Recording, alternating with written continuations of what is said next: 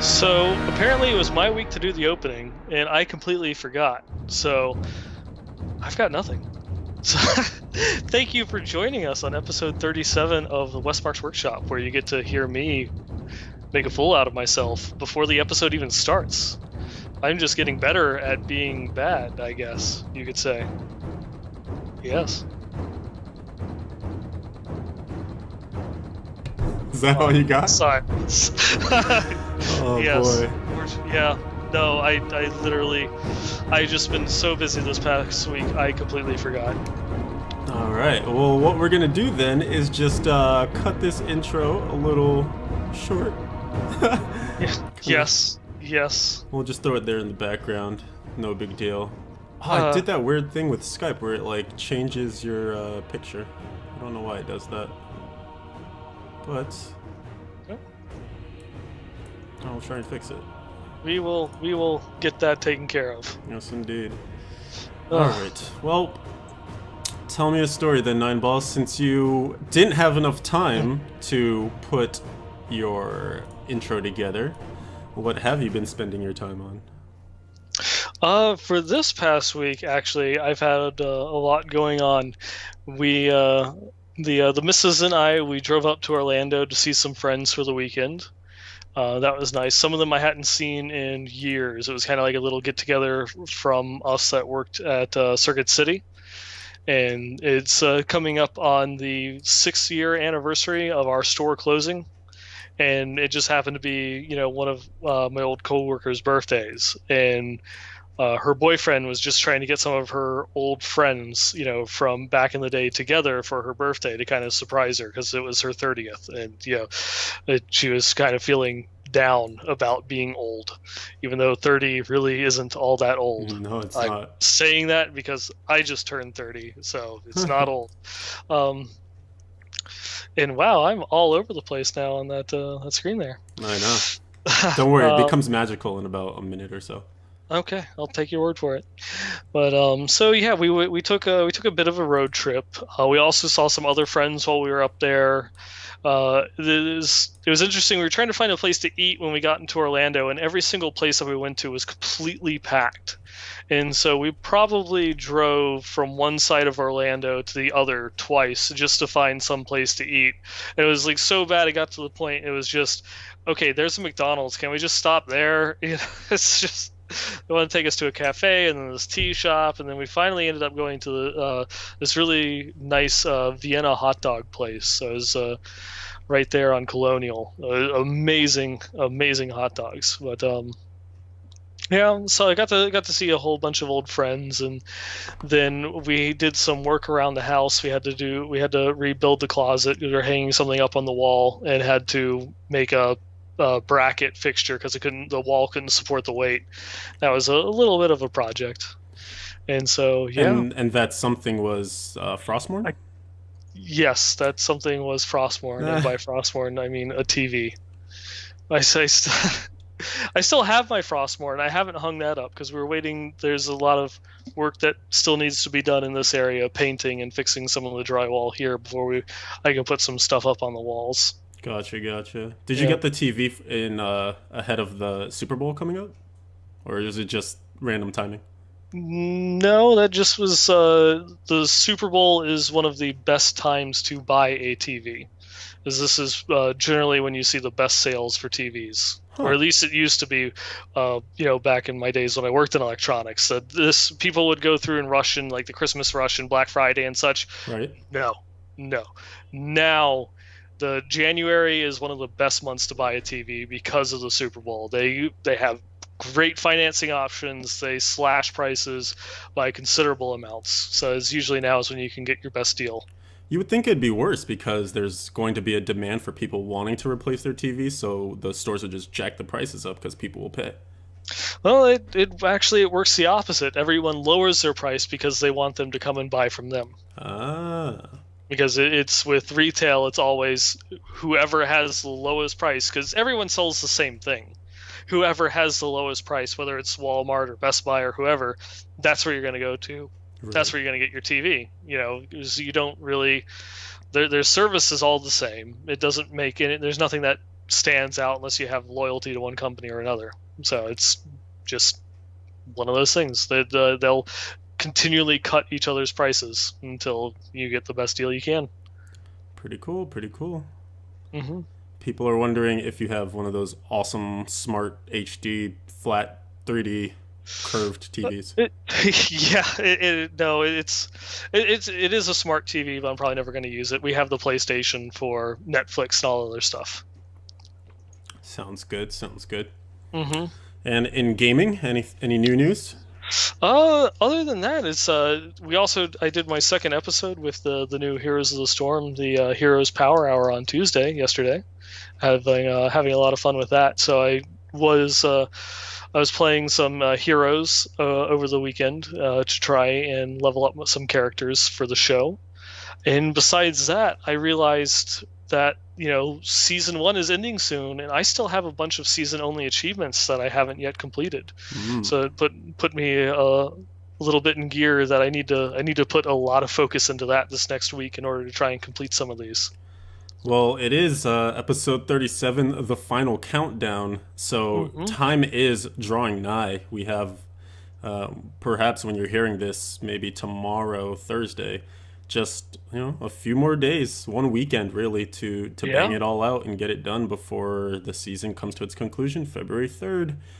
When you sent me that text earlier, I was actually here at home because of the blizzard and stuff. I guess I'll jump into my week.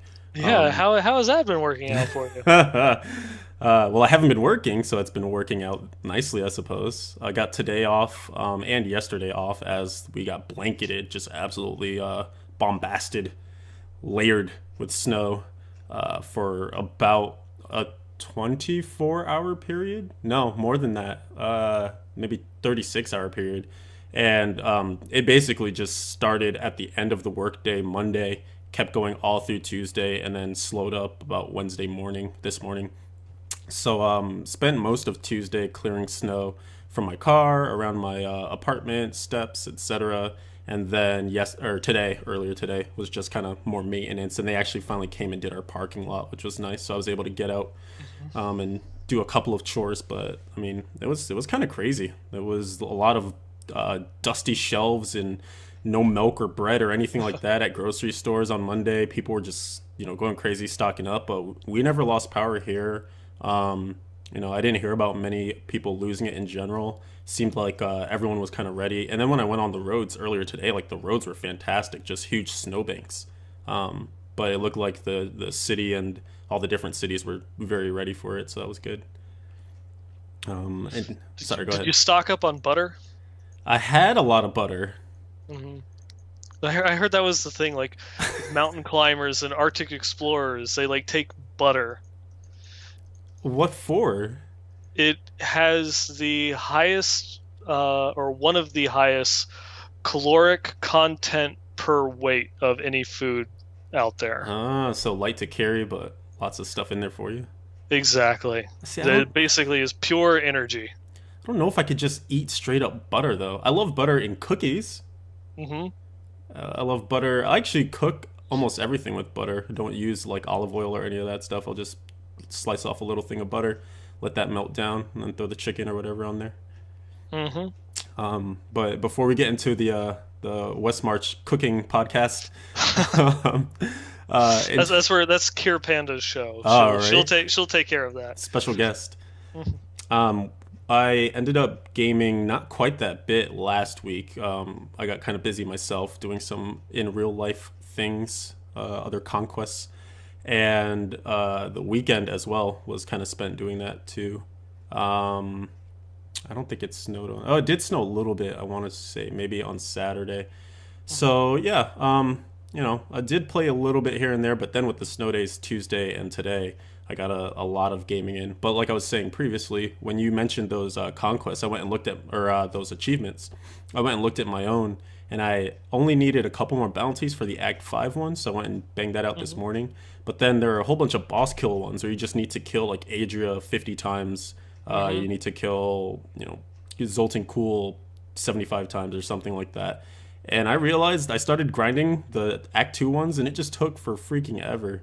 Like, I was constantly, well, not constantly, but checking up on the achievement page every now and again just to see. And I was like, wow, it's only moved that much. So Yeah. I kind of want to get them before the season is over, but I don't know. It's a long slog. Yeah, I'm not sure if I'll make it myself, but it's one of those ones where it's like I should have planned my time better, especially with how long the season ended up being. I know, right? Yeah, we have no excuse really. Mm-hmm. And unfortunately, unless we really go for it this weekend, I'm not even sure if I might be around a little bit, but the speedrun conquest, man. I don't know if we're gonna get it. Yeah, don't know. Don't know. I, it is the Super Bowl this weekend, so it kind of cuts out Sunday for a That's lot of so people. true. Yeah. Yikes. So yeah, otherwise I've been searching for an ancient blade of prophecy. Still can't find it. Found like 8 furnaces at this point and like 15 blades of prophecy. None of which have rolled ancient. Like, ancient everything else, it's all garbage. Mm-hmm. And it's kind of, I'm like remembering that I don't care, but at the same time, I'm feeling really frustrated by the whole process because it's exactly the point that I was feeling before all of this began, which is like 3 weeks is certainly not enough time for anything to equalize. So because I have bad RNG right now, it means like the leaderboards look stupid. People just coming out of nowhere with their ancient items, Mm-hmm. and yeah, I don't know. I think it'll make more sense come season 2 in the slate of a full season. But right now, it's just like, oh my gosh, I just have to ignore it because it makes me feel bad. Yeah, yeah. You just can't pull yourself away from that competitive aspect. I really How many can't. how many times have you quit season one? I quit it once, okay, Uh-huh. and then I came back and I said I would explore, but Yeah. and then I kind of got yeah. Yeah. And then you said, and then before the patch, you said I'm done.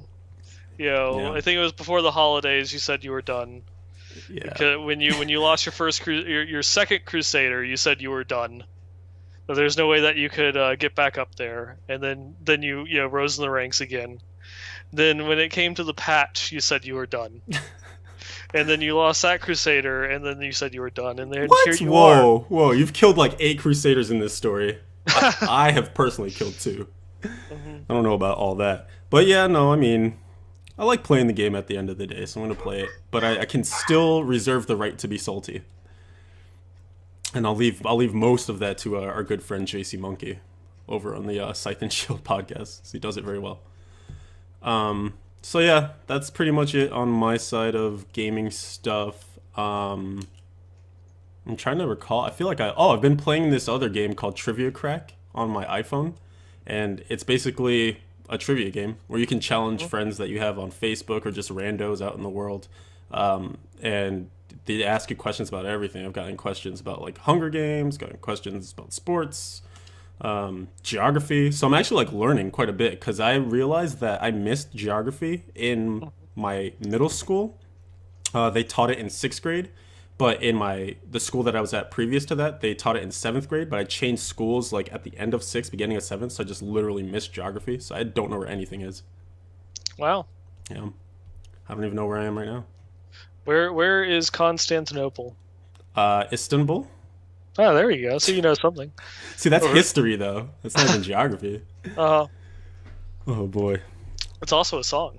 Yes, that's actually probably where I really know it from. Thank you, Tiny Toon Adventures. Thank you, thank you. You taught me more about the Middle East than anything else.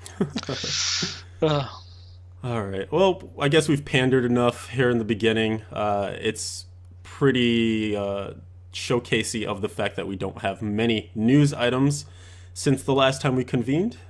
no, not much. Not much. But then again, that's kind of expected. It's the end of the season. We know the new patch is already here. We have a developer talk coming next week, so obviously they're not going to preempt anything big before that. Not So even next it's week, 2 weeks. oh yeah, sorry, 2 weeks. Yeah, it's the Yeah, 10th. Yeah, so we've got kind of sitting on our laurels and well waiting for the next little bit of info. that's right. Yeah, and I'm sure we'll probably see something. We'll see a flurry of stuff as the season ends next week, and yeah, and as that tavern talk approaches. Hmm. We did, speaking of the end of the season, get a quick video, I believe yesterday, Mhm. from the official Diablo YouTube page that basically goes over everything you need to know regarding how Season 1 will end and what you can expect and the things that they carried over from the season to non-season and how to claim those items, etc. It's a really useful vid. I actually think I can pop up an article that I wrote on it here on screen.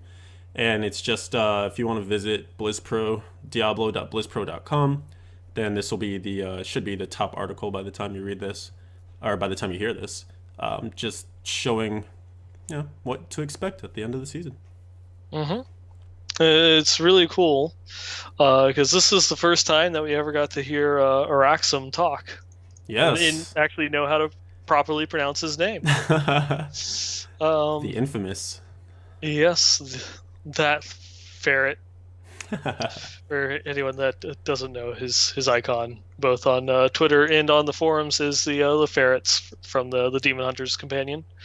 But he's a really cool guy. He originally comes from, I believe, customer service, but he was filling in as a CM in between when Vayflare. Tavalir was coming in. Yeah, when Vayflare left and Tavalir came in and Hmm. was in training, he was kind of filling in to help that CM role. And it's still cool seeing him, interacting outside of that customer service aspect. Absolutely. Yeah. And I guess that was right around the whole BlizzCon time too, so they really needed him there to kind of help step up the presence and get the words out. Yeah.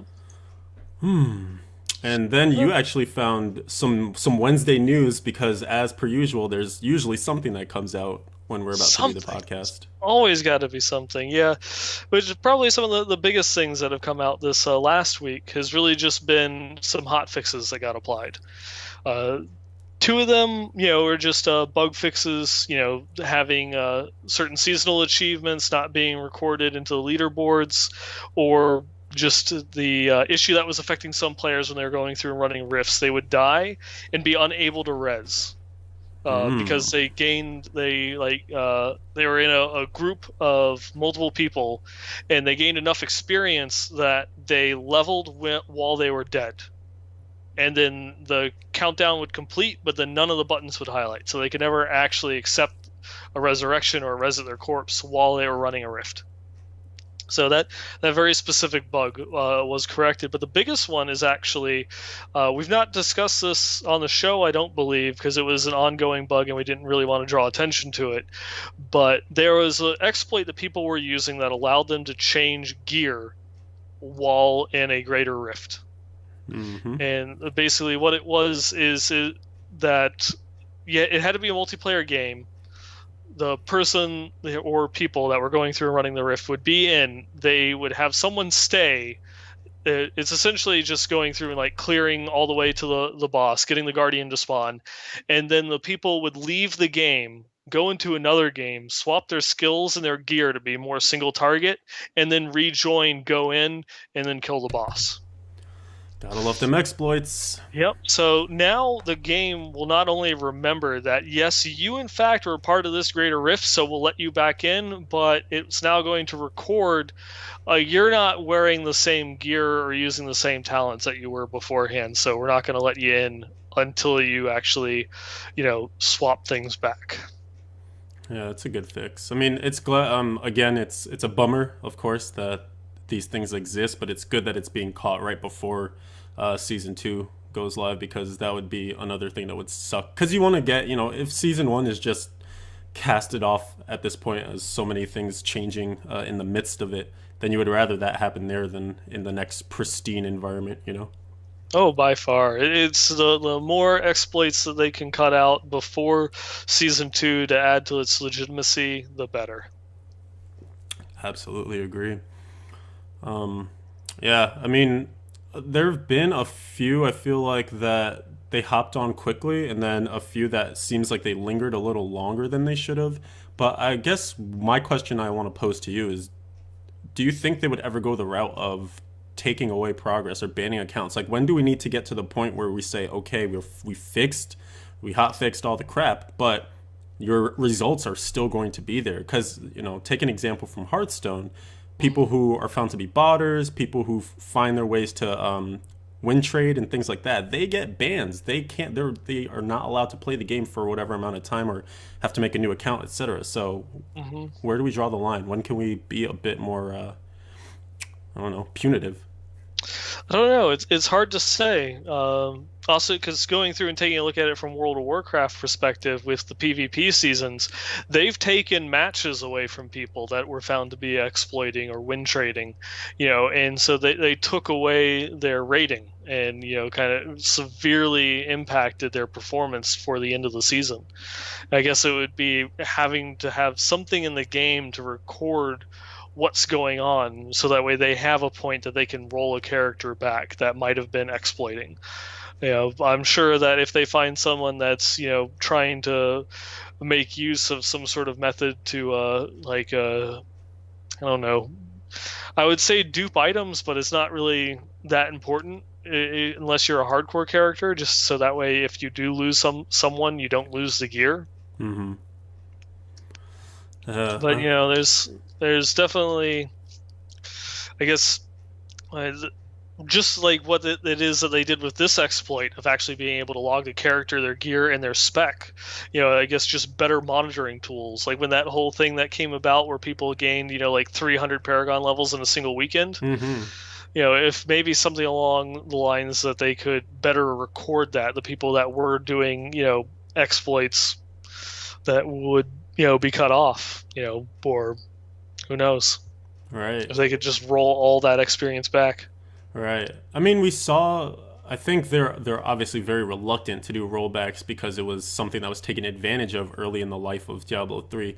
But I think when you add this competitive environment, when you add leaderboards and greater rifts, and you track all that progression, I mean, that is a mode of tracking people. And then, of course, there's all that stuff that happens in the background that they see. But when you have the capability of rolling things back, I want to say, like, take the manpower that it takes to make those unique views on accounts and things if there is suspicious activity, to like make it legitimate. Take the time that is required to make this thing feel secure, to make it feel like our deeds are going to actually be remembered properly. Because at the end of the day, if the boards are just filled with people who cheated and didn't get caught, or cheated and openly said they cheated but there were no actions, like even if you catch them but you don't do anything about it, that doesn't solve the problem. Yeah, it just makes people more inclined to use exploits Mm-hmm. because they know that there's less of a fear of them have anything being done about it. I agree. And that's also one of the other interesting aspects is you had some popular WoW streamers, I think a month ago, that got banned and created a huge controversy because they were going against, certain the terms of usage that they were account sharing back and forth. Yeah. The two popular streamers that also were roommates, and they would use each other as accounts, and they both got permanently banned. And the community got upset at that, and they were like, why are you banning these people for something so small?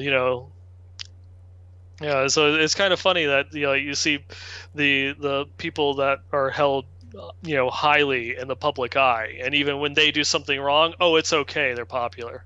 Right. It's really interesting to see kind of the mob mentality at work, and what they support and what they don't support too, because some of these issues really do get galvanized by just these support groups and Reddit posts and things like that, where people can just go ham on, no, we want this, no, we don't want this, and how loud does the din need to be before something gets done about it. But I don't think that those guys ever got unbanned, despite the very loud outcry from people. Yeah, the story dropped off. It was no longer popping up in my Twitter feed, and I didn't actually care enough to go and look at it. So, So the story was over in your mind. the story was over in my head. It's World of Warcraft.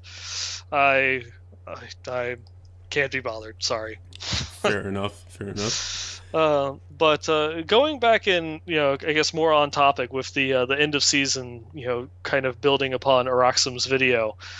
Just wanted to talk a little bit about, what it means for the end of season, like some of the things that you might be able to do to prepare yourself or what to look forward to. That's right. Yeah. For the people who will catch this before it's too late, I think we can probably dole out some advice or just some thoughts to take into these last few days. Obviously, there are conquests out there. I think the only conquest boards that aren't filled at this point, I haven't even checked, but are probably going to be the Speed Racer and the equivalent for the normal mode. Yeah. Complete the story mode in under an hour conquest. You can still get on that board, but if you're a person that wants to chase things like that, then your best bet is probably just to, hyper focus on one character and just try and push those leaderboards to see if you can either make your way on there or move up higher than you already are if you're on there. Yep. Yep. And I do believe that the Speed Racer and the softcore one are the only two. All the other ones got filled up months ago. Right. Yeah, they're a bit easier to complete. Hmm. Another thing I know that some people are doing too, and similar to what we started out talking about, is filling out their achievements, because the little known achievement leaderboard actually exists, and there are some people in the clan, in the Blizz Pro clan, that are actually chasing moving up on that as well. Hmm. But basically, just now you're at the end of the season, your characters are super well geared, and you can kind of run around and do everything you need to. So people are doing, like the weird monk heal 1 billion HP achievements and all those other things, just to try and notch up those points to see if they can get on that leaderboard as well. So that's something to consider. Hmm. Yeah, Anything? I'm actually surprised. It's like I believe there's only 8 players that got like the full set of achievements so far. But some of them did it really early too. Yeah, I think the earliest guy, he was a full month ahead of the next person. He completed it in October. He got every single achievement in the game. That's unbelievable. I mean, that guy must have literally just been like, I am only working on achievements. Pretty much, pretty much. Wow. I would imagine too that it would have been less surprising if there were multiple people that hit it on that same day, because you would think it makes sense to work with a group in order to get all those done, because then you can have multiple games where people are chasing, like the unique collection to get all the different purple mobs, et Hmm. cetera, et cetera. But I guess you probably can get a little desynced if you're playing more than some of your other cohorts are. Definitely. Yeah. Or, you want to put more time into it and they drop off. Right. It was just kind of what happened, when we were leveling to 70. We started off with a full, 4-man group, and it dropped down to like the two of us. And we had a third person, which would be, what was that, a fifth person join us later on in the evening. Mm-hmm. That's true. I mean, it's just it's scheduling, really. Like Hmm. people have all their different life priorities and things like that. So I think that's why it's really good. Maybe a little like tip here too for the start of next season, which we can also get into some of the ideas and things that we want to talk about in season 2. But Yeah. just being part of a clan that's super active is going to be such a huge benefit, simply from people to play with, but also being able to find like-minded people, because not only will you have a huge pool, hopefully, of people that play your mode, seasonal hardcore, seasonal softcore, non-seasonal, whatever you're planning to do once this season and era ends, but also people that are kind of like-minded who are saying, okay, I'm after competition. I want to climb leaderboards. Like, you want to team up with me. Let's level up our gems, etc. Climb, climb, climb. And then you can also find people that are more into just having fun, coming up with fun builds, trading gear around, building up a bevy of characters, and taking Hmm. that to its limit. So I think that's a really key thing, or even a good community too. A thriving community that has lots of people. There's kind of that, I want to say, maximum number where it's not too unruly, but Hmm. also you don't feel like you're talking to an echo chamber or whatever. Yeah, and there's also just the psychological aspect of going through and playing with a group of like-minded individuals, is it gives you more investment into what it is that you're doing. Whether this applies to so many other things outside of the game, but if you're going through and you're doing something on your own, it's only your own, motivation that drives you to do something. How much do you want this goal, or how much do you enjoy this game? But when you have other people around you that are also going and succeeding, or you can see their progress, or they're commenting on your progress, it makes a huge difference, because you're kind of succeeding as a group. and you have kind of that little bit of support and cheering gallery that you have from your community. That's very true. Or even if you just see someone being successful within that group too, like someone Hmm. clears a really high grift for the first time, it kind Someone gets to rank 2 on the hardcore seasonal Crusader leaderboards. that could happen. Yeah. I feel like that definitely helps people either get motivated or spurred on, or a little like, oh, I'm jelly now. I need to step my game up.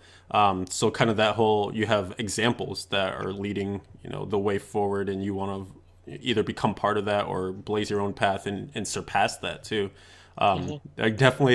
I got a few people who joined the clan and were like, "I'm coming after you, man. I'm here to watch all the things that you loot and what you do and everything like that." I'm just like, Uh-huh. "Bring it on, man. Come on, let's go." Because the more competition there is too, then just the better. Like you're saying, it kind of becomes that social feeling where everyone is going to improve simply because so much more like focus is being put into it. Everyone is there and kind of feeding into it. Hmm. Um, Yeah. But one thing before we continue to move on, I just wanted to rewind one more time and go and touch on. We've talked about it a couple of times throughout a bunch of the episodes. And I just wanted to clarify, what to expect when the season finishes. While I definitely recommend that you go and check out, diablo.blizzpro.com and see the article that Leviathan linked that has Araxim's video. mhm. Just to give a brief overview of what he goes through and says is certain things such as your Paragon experience, your blood shards, your gold, are all going to automatically roll over into your non-season, as well as the characters. They'll lose the seasonal tag on them. Um, but there are a few things that it's going to compare, like your artisan levels, as well as any patterns that it will transfer those over if for some reason you have more on season than you do non-season. Mhm. Yeah, you'll learn any new patterns that you didn't know before, and also it will max out any of your artisans if they're not already level 12. If you're listening to this podcast, I'm going to imagine that they are. Um, Safe bet. Safe bet.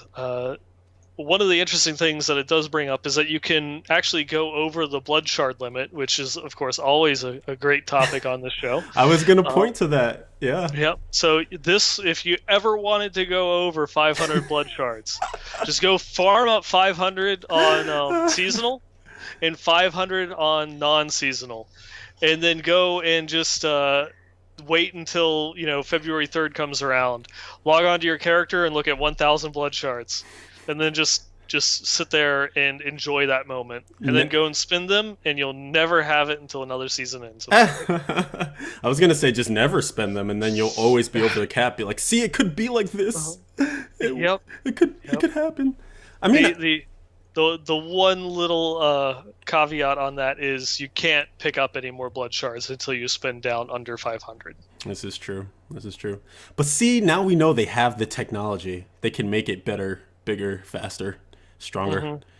Hmm. So maybe there's light at the end of that tunnel to say they could implement it, just turn it on all the time, not just for the seasonal rollover. Yeah, they did that with a lot of different forms of currency in World of Warcraft over the years, and they never budged on that. I'm sorry. Well, you're welcome. Yeah, Damn you're it. welcome. Aren't you thankful? So Uh, thankful. uh, What else did we miss but from the end of the rollover? the biggest thing is going to be items. Yep. Because what's going to happen if it's not actually on your character at the time that it switches over and is in your stash, and believe in your inventory of your character as well. I'm not 100% on that. But definitely anything that's in your stash will actually get mailed to you.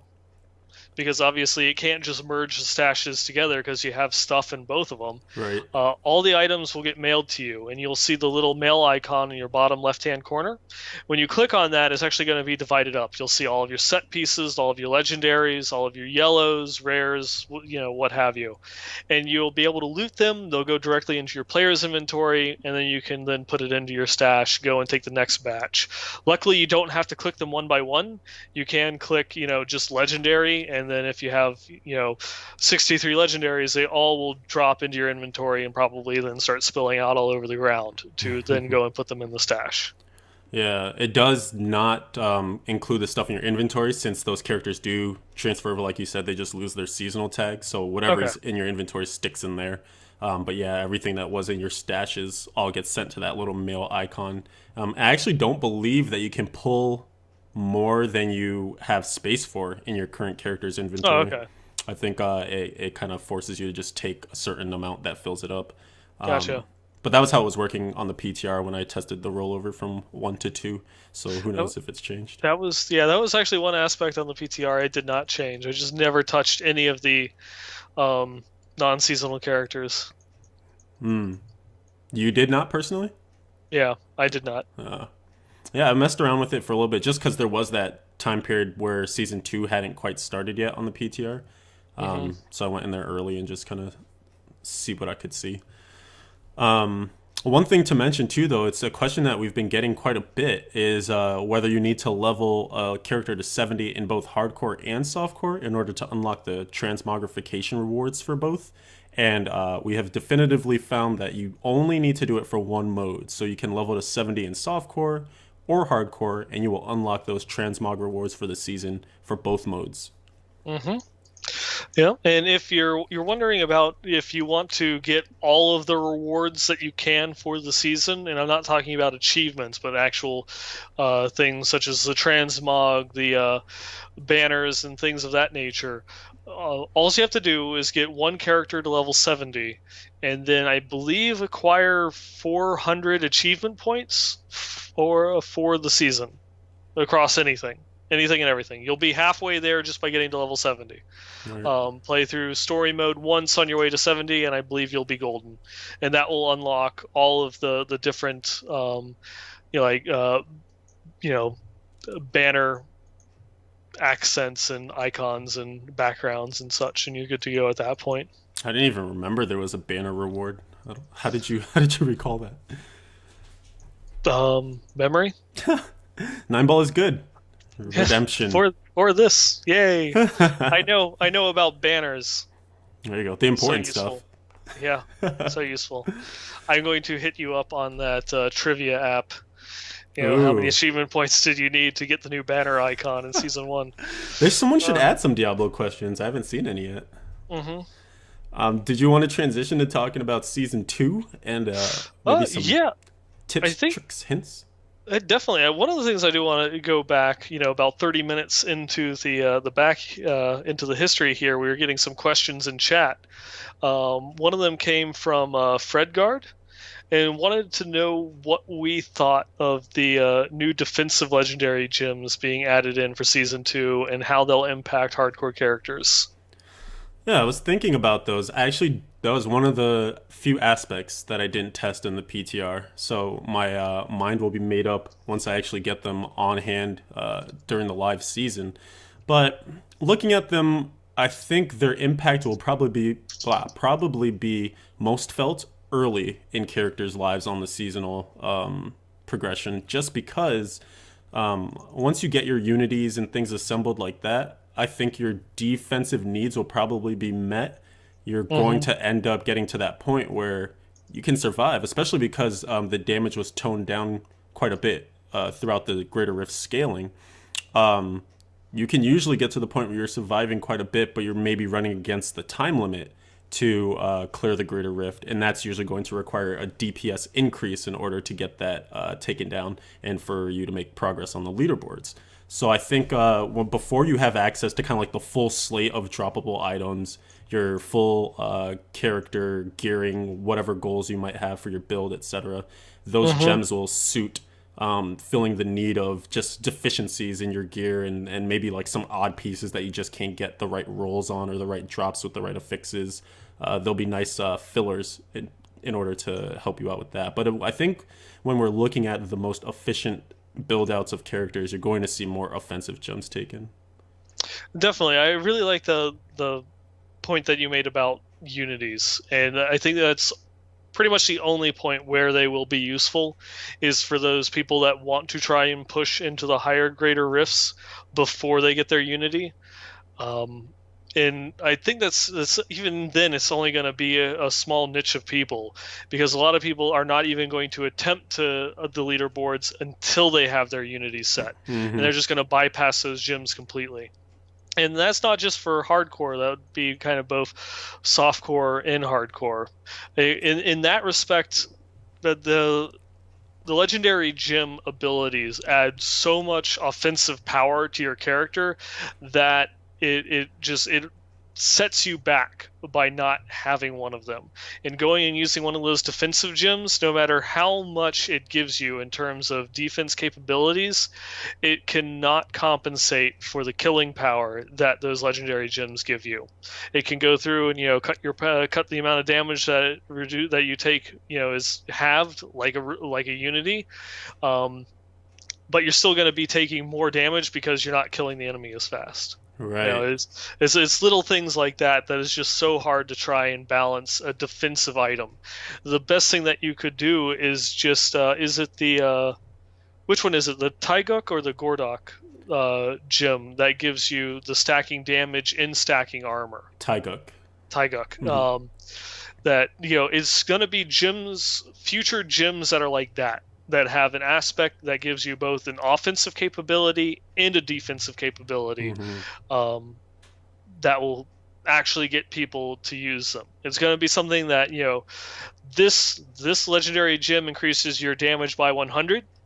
This legendary gem increases your damage by 90, but then your survivability by 30. Just making up numbers here. But, it's Right. going to be that item that will actually draw people to use it because they'll see a benefit in it. Because it has to be able to compete with the top end damage, because at the end of the day, that's what matters the most, being able to clear the rift within the time frame. Whether you survive or not, at least in softcore, is irrelevant if you can't clear the rift in time. It does have a little bit more relevancy in hardcore, because if you die, then, well, you're done. But if it still won't matter if you can't finish the rift in under 15 minutes, it's not going to improve your placement on the leaderboard. Exactly. I think we'll run into some interesting scenarios where you'll probably have to do a bit of theory crafting or just legit testing, where you might have, for instance, a Unity with its socket and an offensive gem in there, and then something like a Stone of Jordan and the defensive gem in there, and see, okay, what ekes out a little bit more DPS. And I think what you're going to probably find is that the Unity just provides such constant defense, whereas some of the, like for instance, the what is it? Alteration. Oh my goodness, I can't even remember. Esoteric alteration. Mm-hmm.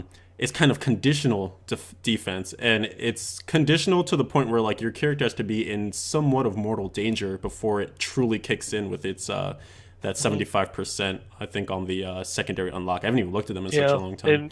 and by then you're probably, your one foot's already in the grave, and you're in a situation you can't get out of, and no amount of survivability is going to save your character. Mhm. Or you've already noped the hell out of there. Exactly.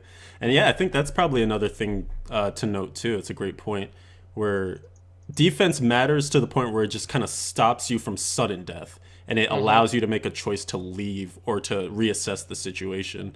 But it's never going to be the thing I think that puts you over the edge, that gives you that advantage to progress, to move forward. If anything, it's a helpful tool to help you step back and survive to fight another day. Mm-hmm. But I imagine, I honestly, and this probably speaks towards some of the higher level gameplay and stuff. But I noticed that the times when I was pushing things further were when I was being the riskiest by cutting defense to like its barest minimum of surviving in that greater rift. But then making that choice to take a little bit more DPS because I felt like if I got the right conditions, the right Rift Guardian, etc., it would help me to push forward. Yeah. Yeah. So that's So that's one of those ones. It's not probably not the answer that a lot of you would expect, but yeah, in hardcore, it's damage is still one of the top priorities there. You obviously need to stay alive, but you have to be able to kill. this is true. This is true. Yeah, that's what, if you look at some of the gear that some of the people progressing in the top greater rifts in hardcore versus the ones in softcore, you'll notice that their damage isn't that different, but their survivable, the stats of their survivability are just soaringly higher. Just where the softcore character might have quarter of a million more damage, it might be 1.2 million as opposed to 1 million, but then the survivability is just night and day difference because you fine tune that gear so much more. Especially, I remember that with the old Diablo Progress site, with the people going and clearing Monster Power 10, and the people going and getting the farming the Ubers on Monster Power 10 for like the world first things like that. And you just Mm-hmm. look at their gear, and it literally was, you know, tens of thousands of dollars worth of gear that a lot of these things are being valued at and what they're trading for and such. It was just ridiculous. Oh yeah, that's true, man. Like when you're getting to that point where you're pushing it, especially because that margin for error in hardcore is so razor thin, you need to have all of your, you can't go into it with like a half signed contract. You have to have everything set. You have to have proofread that thing 1 million times, make sure your numbers are exactly what you want them to be, to the point where you think that, because obviously you can clear it, but if you die, you can't clear it, Hmm. and you can't get back to that point very quickly normally. So, yeah, I think we've beaten that one into the ground, but I think we've made some solid points there as well. Just you're gonna need hybrid gems, I think, to really get people to care about defense. Yeah, and that will be something that we definitely hope and look forward to, in season 3 and beyond. That we get more gyms that have that hybrid set to it, that have some sort of defensive and offensive, kind of just like mesh going on in there. Hmm. And then I wanted to link to Waterfiend's question that he had back a couple of minutes ago too, where he was curious to know whether we are looking forward to any particular builds that we saw maybe in the PTR and that will be available in season 2. Jade Witch Doctor. That's right. So you're fully going Witch Doctor, huh? Yep, I've committed to it. I have committed to it. Very So exciting it's stuff. Yeah, it's a class that it's my least played class, even though thematically it's one of my favorites. I just never get around to playing it compared to like a monk or a demon hunter, and I'm finally just going through and saying I need to give Witch Doctor the love that it deserves. It's hilariously fun to play, and I'm really drawn to that kind of living on the edge, play style, where you're playing in hardcore and you're a range class and you have to go right into the middle of all the enemies. So I kind of enjoy that aspect of it.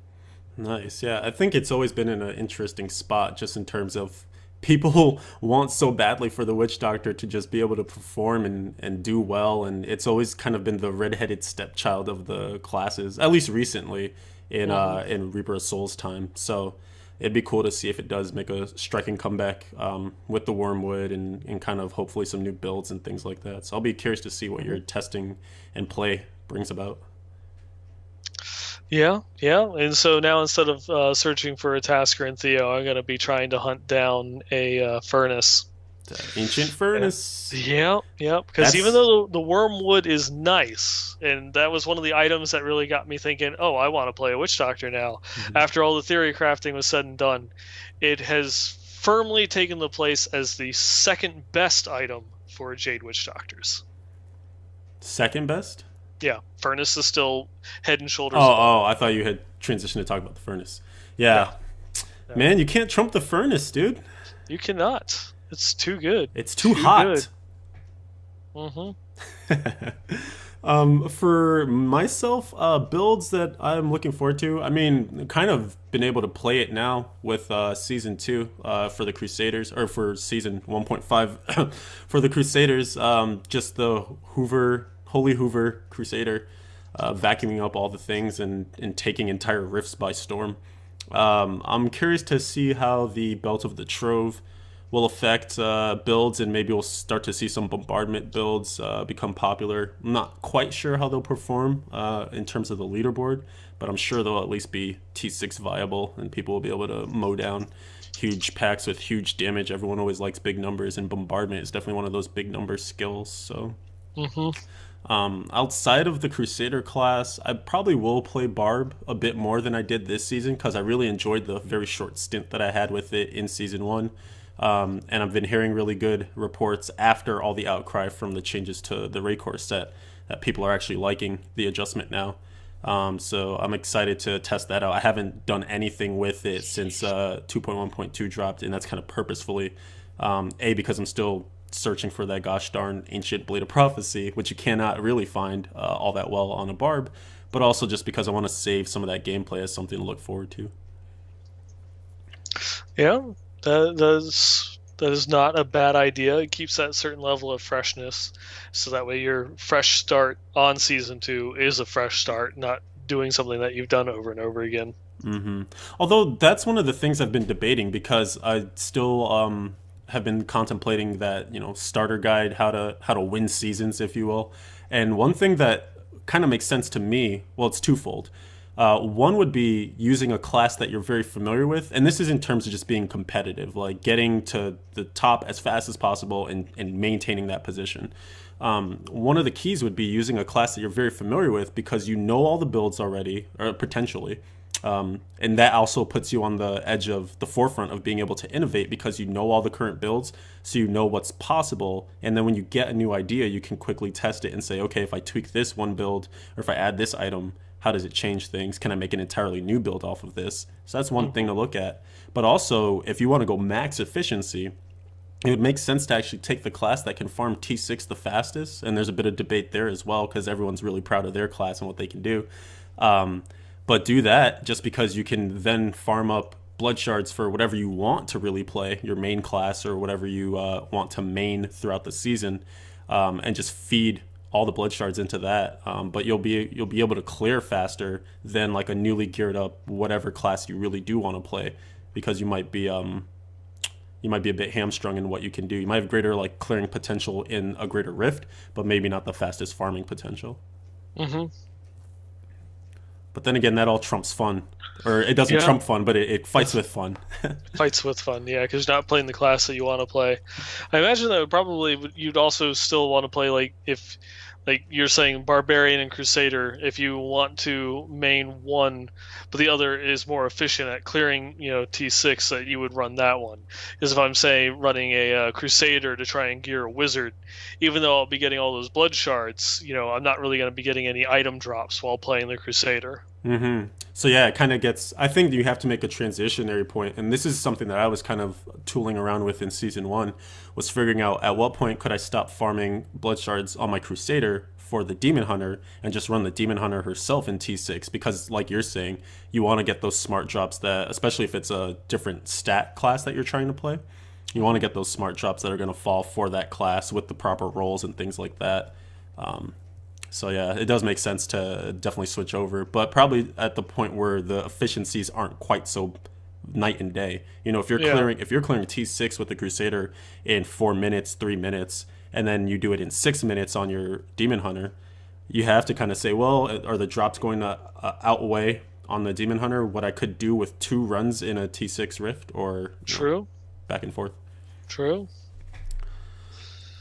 Things to consider. But of course, also just playing with other people is going to be a huge boon, because all the benefits in terms of experience, Magic Find, if you still believe in Magic Find, and just generally, of course, stacking classes. Like if you have another friend that also is super stoked about Crusader or Witch Doctor or whatever, it might make sense to team up with them so you can trade gear back and forth. Like if you get a second copy of a Jade Harvester chest, maybe you want to save it because you want to get your bank of stuff in case you die up. But at the same time, if you help your friend gear up, then both of you will be clearing faster, and therefore both of you can just continue to help each other more and more, stay together. Yeah, very true. Those are the things I've been thinking about. Can you think of anything in terms of season two, either early play or later on in the season, that might be important?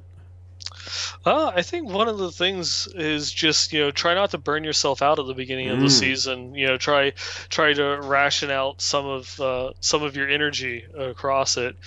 Obviously, now we have at least somewhat of a marker. Season 1 is 5 months long. We can at least hope that season 2 won't be anything longer than that. Right. We'll have a better idea.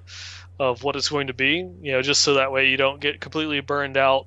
Is it's you want to if you're going for the leaderboards, you want to play consistently throughout the entire season, especially if you're hardcore, because you never know when you're going to lose a character, and so you want to have a little bit of a backlog of items built up for you.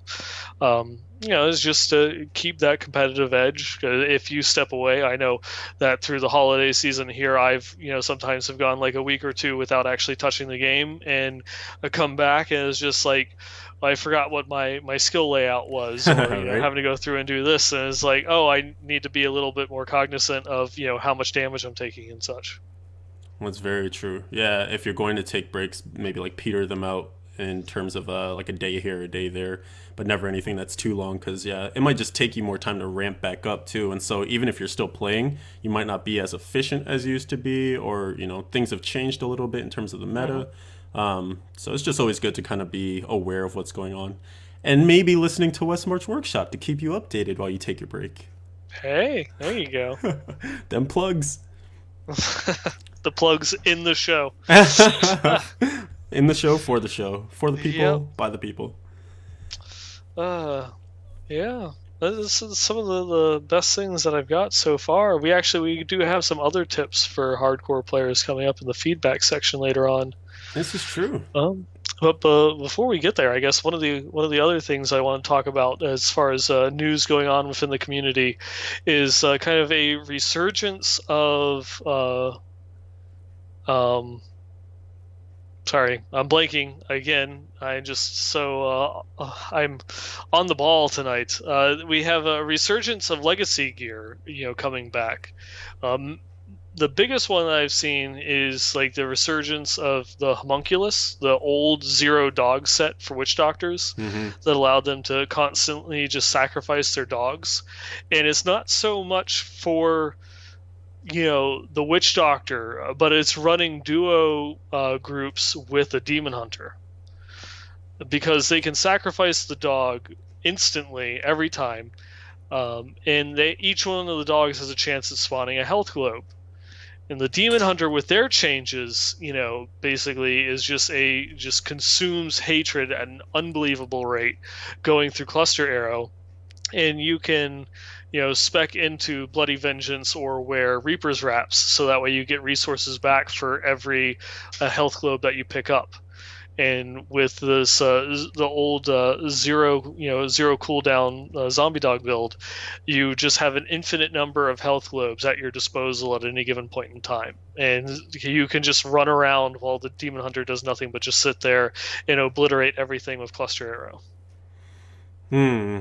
So what do we do about this? I mean, well, when seasons pop up, that won't matter because it'll be a new season, so Yeah, you can't get that yeah, old stuff. yeah. This is definitely, this only affects non-season characters. It does not affect seasons in any way because you can't get the old homunculus that reduce the cooldown of zombie dogs. Um, so it would, I don't know. I really don't know. Um, it's one of those ones, because it's not solo gameplay. It's a group gameplay. I don't think that it's as big or concerning because people don't care about the group rift times as much as they do the solo ones. Hmm. The other aspect of it is you know you could go through and edit it. Wyatt and others have said many times they don't like making changes to old pieces of gear because they don't want to go through and say, well, you can't do this that you used to be able to do anymore. Um, maybe they'll change the zombie dog skill so it doesn't drop a health globe anymore, or maybe they'll change it to where the homunculus has a reduced effect for a level 70 character. So instead of having the 25-second cooldown reduction when you're level 70, it's only a 5-second cooldown reduction, and that would effectively kill it. Right. Yeah, I guess it depends on how popular it really becomes and if it truly gets marked as a problem, if enough people start to complain about it. Because I guess the main thing is that there will be some people that do have access because they saw fit to keep those things around, and other people who are just plowing forward, disenchanting whatever they felt like they weren't going to need or use, or If a lot of people feel disenfranchised because they just will never have access to those items, I think at that point you probably do want to address it. But maybe if innovation occurs enough to the point where you can find something better within the current crop of items, then you can let those old things sort of exist because they'll just compete with each other. Hmm. So I guess we'll wait to see. We will Yeah, wait to see. season in patch 2.2, we have that little kitten offhand coming. So that in and of itself, we have no idea what Mr. Pickles does, but I already want to use it over Homunculus. Right? That's just me. Just on cuteness alone.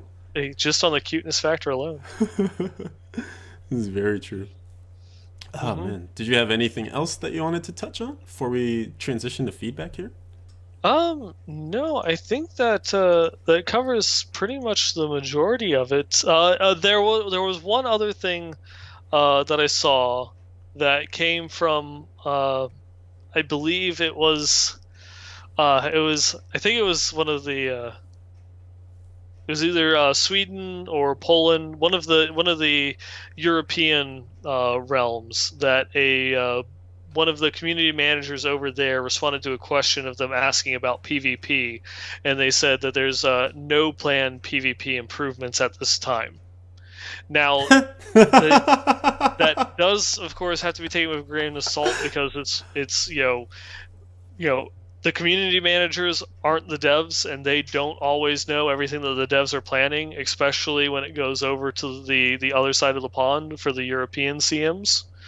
Um, but on the other side, that would very much go in line with everything else that we've heard, from the development staff, that just going through, and PvP is not anywhere on the radar at the moment. Oh, I didn't even. I was laughing because you said PvP improvements, which would suggest that PvP exists in the first Yeah, place.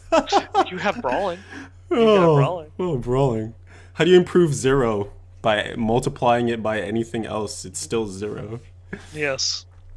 Oh boy. We are going to quadruple the number of, capture the flag matches in Diablo 3. Aren't you thankful? Aren't you thankful? We now have this year's new April Fools. Yeah. Oh, there it is. Yeah, There we it are is. we are going to double the number of PvP, game types that exist in the game. Uh, So much brawling, so little time. yep. Ain't nobody got time for that. Ain't nobody got time for that. I got bronchitis. I think Yeah, with that, we can successfully transition to the old that feedback session. that we can. All right. We'll start this thing off just by saying if you want to contribute to this next section, you can always feel free to send an email on over to westmarchworkshop@blizzpro.com. We read it Hmm. every single day. We look for all of your sweet items that you'd like to contribute for item of the week. We listen to you complain or become excellent or come up with the latest and greatest idea. Whatever you feel like talking to us about, you can go ahead and do so. And if you feel like limiting yourself to 140 characters or maybe just sending 18 tweets in a row, you can also do that by sending tweets over to the WM Workshop on Twitter. That's how we Hmm. can be reached. All right. Would you like to take the first feedback? Sure. That one I can go through and take care of. Let's see. This one comes in from Bovo, that he has been listening to the podcast for quite some time, and he actually went through and gave hardcore a shot for the first time this season, based on some of my soapboxing moments that I've had, throughout the course of the show, and it's something that he really enjoyed it. He still considers himself a softcore player, but he is very glad that he played hardcore, and that he got to experience that side of the game. And he just reiterates some of the things that I've said, and think that um, any softcore player should just try it out, just for the sake of trying it and seeing what that experience is like. It doesn't matter if it's not the you get addicted to it and that's the only game type that you play. It's okay to not like it, but just the fact that you've experienced it.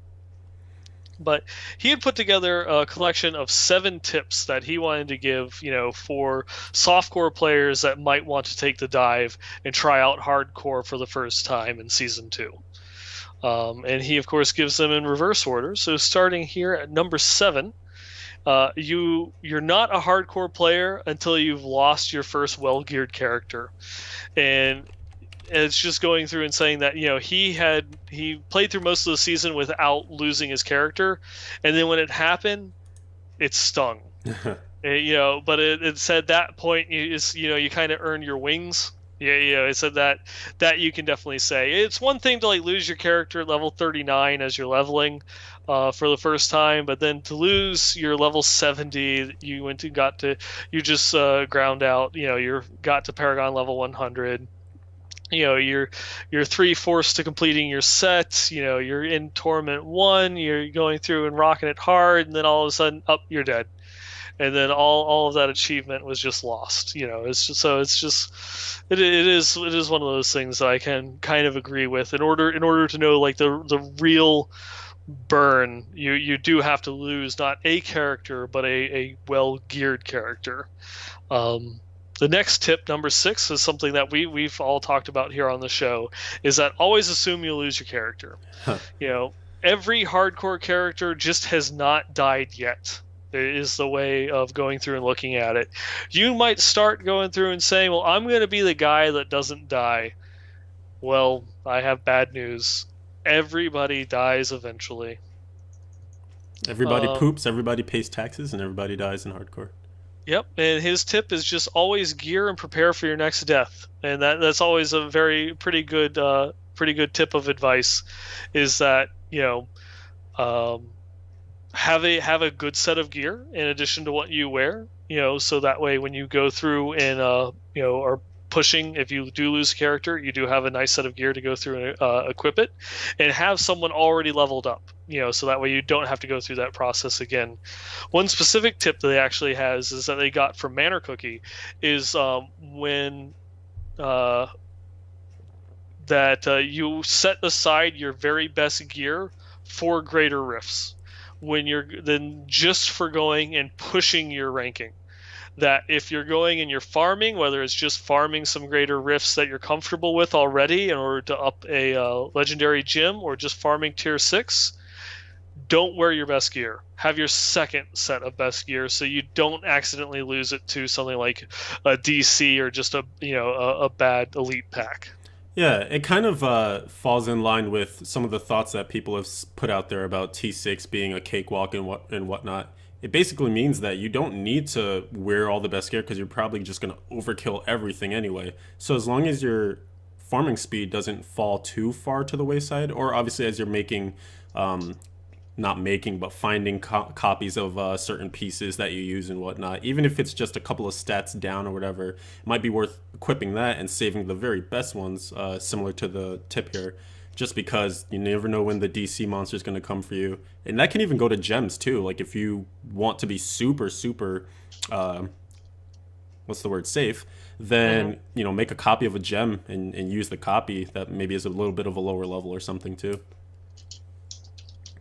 Definitely, definitely, and I mean, because it does happen. It's I normally blow through Torment 6 without taking much into account of my survivability, and what was it last week? The day before the show, I almost died just from some random pack that I wasn't expecting. Just instantly procced awareness, and kind of went into oh crap moment. Yep. hmm So the next going down, number 5, never play when you're in the right mindset. This one is definitely true and has been one of the. I have lost a couple of characters to this. If you're distracted, if you're pissed off, or if you're tired. This is what I've lost most of my characters to, is if you're tired and you can barely keep your eyes open, that is not a good time to be playing hardcore. Mm-mm. You know, play a softcore character, play a different game, but do not play hardcore when you're not like 100% into it, or at least don't try and push yourself. If you're like tired and and you just want to play, and you don't want to play a softcore character, okay, just do bounties on normal and hope for a Ring of Royal Grandeur. That's just don't risk it. It's not worth it. Or if you're drunk too, that's another one to throw That in is there. another one. Yep. Nope. Because then normally bad things will happen afterwards if you lose like a really good character. Things tend to go flying. Yeah. Secondary stats on items count is number 4, and this is also a good one. Going through and seeing that you can get even if your item doesn't roll all resist on something, you can get a little bit of survivability by rolling a secondary resist. Or one of my favorite things of being a demon hunter is discipline. Discipline on a lot of your different pieces of gear is very important in increasing the survivability of your character, as well as reduces damage from ranged and melee attacks or some other very popular, very powerful secondary stats. And it's something that does is worth looking into. Absolutely. Pri- yep, primary stats usually still will take precedence over anything else, but if you have something that's good, make it better. Reroll the secondary. Well, going on here. We've got number 3, research and get advice off of those who know. And he's just going through and saying that he's watching hardcore streams like Leviathan and Manor Cookie just to get a better idea of some things to play, some better way of playing your spec. Just because making a couple bad decisions in hardcore has a much greater impact on your play than it does in softcore, because you have that potential of losing a character. It does behoove you to know a little bit more going into it. Then of course learning from your mistakes. It's they just wanted to share that one of their personal ones. They thought that if they had lost a hardcore character, it would be to a disconnect or a game crash. They were wrong. They didn't. They haven't lost anything. Everything that they lost was due to mistakes that they made. And that's one of those things that hits home, is that people like to talk about lag and losing hardcore characters to lag. I know I can't speak for everybody. A lot of people have lost characters to lag, but I've never lost one. All of my characters that I've lost have been to, just bad decisions on my part. That when I'm going through and playing, and I think that's true for, even though you've lost. I think have you lost a character to lag? Not in the season, but right before it, when there was that very first DDoS Mm-hmm. attack, I had lost there. Yeah, but that's one out of how many? Oh, more than 10. Yeah, so it's you're going to lose the majority of your characters to mistakes that you make. And so there's things that you do want to learn. I remember when I was leveling, not my first hardcore character, but my first hardcore wizard, that I died 3 or 4 times in the 50s, just trying to make it to 70, because I felt that I'm good, I'm fine, I'm going and I'm cutting through everything, and then I got 2 elite packs at once. It was too much, as I only had one survivable skill, Diamond Skin. I didn't have anything to compete with Waller, or to get away from Frozen fast enough. And Mm-hmm. so this, I kind of learned that, okay, I need, after the third death, I need 2 defensive skills in order to make it to level 60, at the time. Um, and then also just going through, and his number 1 tip, his personal thing, that the most feared enemies for hardcore players are the champion packs from Whimsyshire and Whimsydale.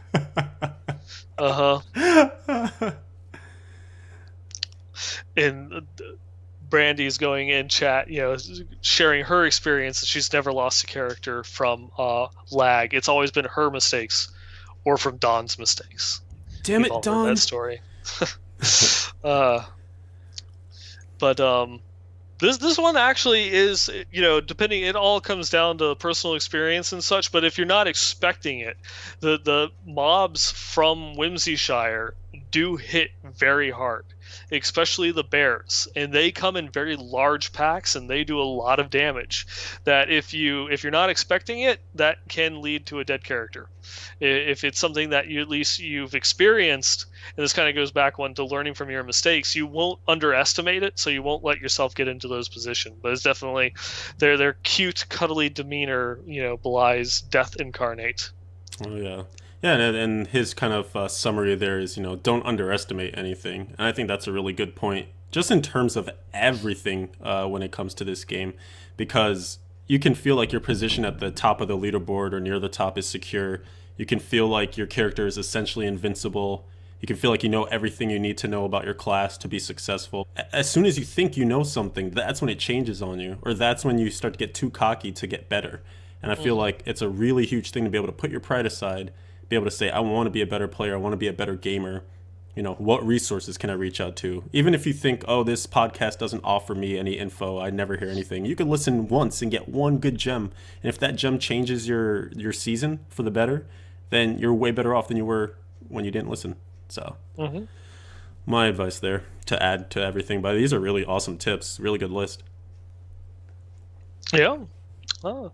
And yeah, so definitely thank you for those tips. Hopefully, it will be something, some little bits of knowledge that someone will be able to use from the show. Agreed.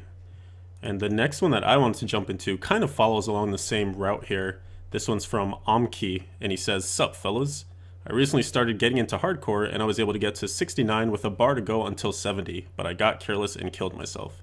Talk about soul crushing. So close, yet so far. I was just curious as to what stats would be best to stack. I know Vit would probably be up there, but what about life on hit, life per second? Sorry for the noob questions, but you guys always have the right answers." And honestly, no question is a noob question, right? Because there could be really experienced players that maybe overlook things and either they know it and they forgot or whatever. But I don't know. I was always told that there's never a bad question unless you don't ask it, and that's a terrible Hmm. question. So, in terms of what will help you going forward, I think that having obviously a strong life pool to work from is very good. They did boost Vit with this patch, so you're going to Hmm. just by nature of leveling up, have better Vit than you would have, or have better life than you would have at any other time. But also paying attention to just having a well-rounded mix of stats. All res, of course, is going to be very essential for mitigating a lot of damage from the elemental sources. And I feel like you have to kind of cater your mitigation to the elites because those tend to be the most dangerous. Like the Rift Guardians are pretty dangerous, and maybe some of the bosses like Belial and whatnot. But for the most part, it's going to be that random pack of whatever that surprises you around the corner with fire chains or Waller or something that gets you stuck. So just noting kind of what your defense is at, maybe even getting to the point where you test things out. You go into bounties, which are a little bit more of a controllable atmosphere, and say, Hmm. all right, I can take this amount of hits, be surrounded by this many packs, take this many moltens before I feel like I'm in danger, molten explosions. So just knowing kind of the limits of your character and always assessing it and reassessing it should help a lot. And also, like Nineball was saying, making sure you're prepared for most situations. Like if you know Waller is a thing that is tough for your class, make sure you dedicate a skill to helping you just get out of that. Even if it's just having a Kool-Aid, you're lucky enough to have that, but maybe there's another potion you like. Hey, if you can't mitigate being trapped by walls, take that Kool-Aid because it could save your life the one time you actually need it. Hmm. It's always being able to shore up those weaknesses. That's right. Yeah, anything that you feel like you just don't do well, those are the things that you want to do better. It's like it seems really obvious, right? Hmm. But I mean, just knowing kind of because I feel like a lot of people gravitate towards certain classes or play styles because they see the strengths of them and they are really excited about that, but they never quite think about or contemplate the drawbacks and how to kind of circumvent those or at least play them down as much as possible. Hmm. But yeah, and obviously just testing, using the enchantress well to make sure that anything that seems like it's weak, because even some healing like life per second and stuff, again, all those things got boosted with this patch as well. So having them on gear won't be bad. And once you start to really get to the point where you're making things as min max as possible, you might not carry them anymore, especially as you get Paragon points into those things. But definitely having a well rounded mix of everything will be useful. Definitely, definitely. All right. Going on from there, this one actually we got email in from Cyberwolf. Yeah, yeah. Uh, he wanted to voice his opinion that he feels that he is a kind of a unique individual, and that there's only a few like him because he likes playing Diablo 3 for the RPG aspect of it, and that he doesn't view the end of season one as the end of his seasonal characters, and that he's kind of, I guess, attached might be a good way of describing it. That he enjoys playing those characters and he's going to continue them through, And he's not really going to focus on season two at all. He's just going to make these characters that he's leveled in season one better. And that if or when any of them should die off, he will then, start taking a look at season two, to go and maybe level up a replacement at that point. But he wants to continue through with just that single character, kind of what Jh has talked about a lot. That he really had no interest in season one whatsoever. That he's focused on, I just want to perfect this one character. Right. I think there's definitely a lot of merit into that because people really do get attached to just min maxing, getting something, starting that project and getting it to the very, very best version of itself.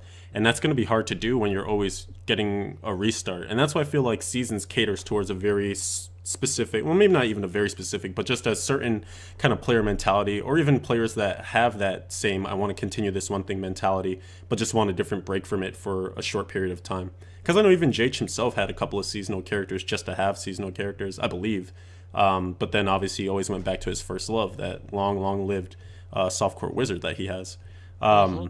But yeah, I think it's admirable for people that want to keep going through with it, especially when you just put so much time into season one. I think we might see it whenever anyone kind of has their best season, whether it comes in season two or season three. That might be the time when they take the next season to go non-seasonal, just because they love the progress that they made on those characters that they built up within that season. So it could be, we might see people go back and forth. You're never truly a full seasonal player, never truly a full non-seasonal player. Mm-hmm.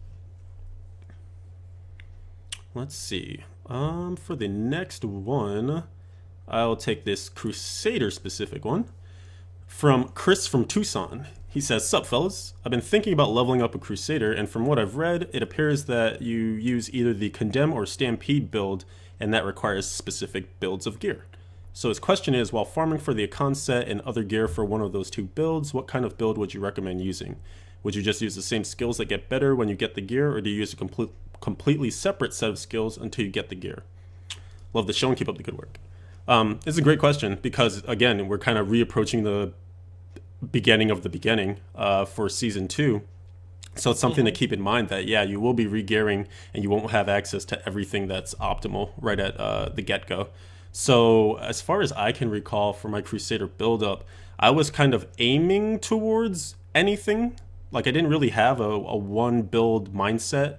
I kind of knew if I got a shield for any of the newer stuff, like the Unrelenting Phalanx or the Frighter's Wrath, it would help to push me in one direction, because those Mm-hmm. shields are really where the power stems from, and they kind of are the beginning points of the build, and then you put your Recon set around them.